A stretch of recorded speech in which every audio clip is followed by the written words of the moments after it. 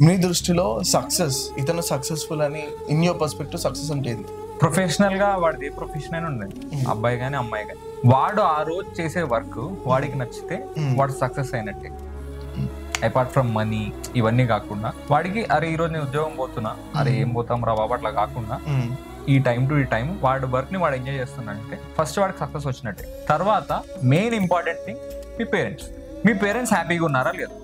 నీ యాక్షన్స్ వల్ల మీ పేరెంట్స్ చాలా కష్టపడి ఉంటారు కదా, ఎవరి పేరెంట్స్ అయినా కష్టపడుతారు, వాళ్ళ పిల్లల్ని కష్టపడి పెంచుంటారు. మీ పేరెంట్స్ మీకు సాటిస్ఫై అయినారా లేదా. థర్డ్, మీ ఫ్యామిలీ లైఫ్ బాగుందా లేదా, లైక్ వచ్చే పార్ట్నర్ కానీ లేకపోతే అది డిసైడింగ్ ఫ్యాక్టర్.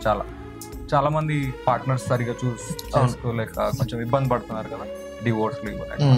ఈ మూడు ఉంటే ప్రొఫెషనల్గా పేరెంట్స్ పార్ట్నర్, ఈ మూడిట్లో ఆప్టిమమ్ సెలెక్షన్ మీరు చేసుకుంటే మీ లైఫ్ సక్సెస్ ఉన్నట్టే.